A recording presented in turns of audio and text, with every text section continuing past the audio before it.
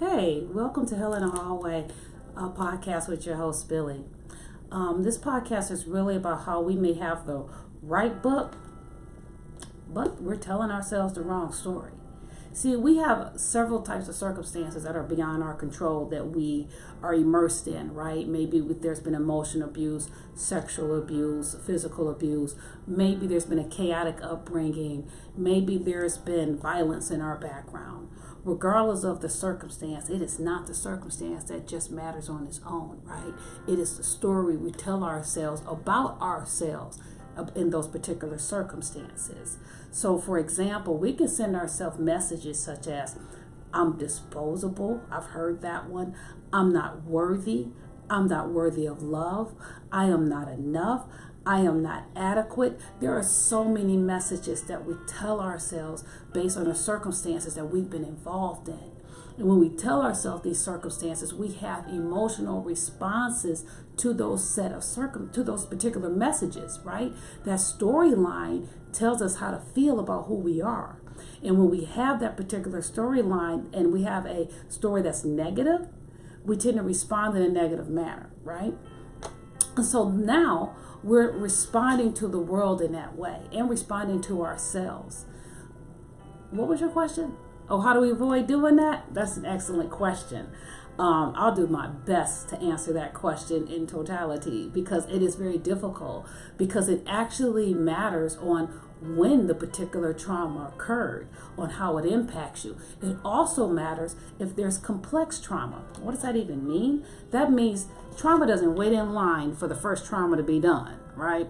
Trauma does not say, okay, looks like she's got divorce going on at 6, so we'll have emotional abuse at 10. Doesn't work that way. It works that it's complex. All can happen at once. So there's multiple storylines that we are feeding ourselves. There's multiple messages that we are telling ourselves. But we tend to recognize this particular phenomena in hindsight. We tend to be able to go back and say, this is what I think of myself. This is what I feel about myself. This is who I believe I am. But we have to start evaluating our feelings. We have to start evaluating our thoughts and our experiences. Why am I feeling this way? Where am I getting this from? What's going on with me and why am I having this experience? Why do I believe that I'm not worthy? Why do I believe I'm not deserving? Why do I feel I'm disposable?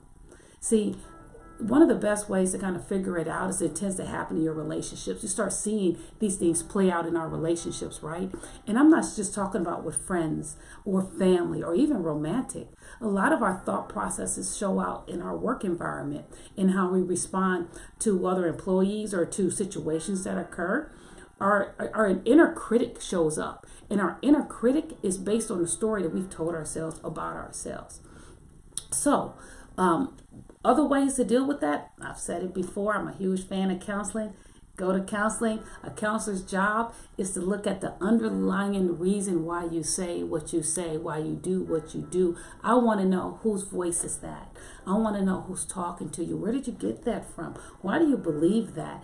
Our job is to probe and understand the underlying reasons why you say what you say, or why you do what you do, or why you even believe what you believe.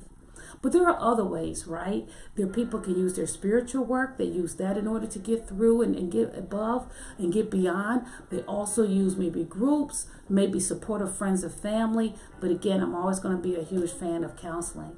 But always remember, it is not just about the destination. It is more about revelation.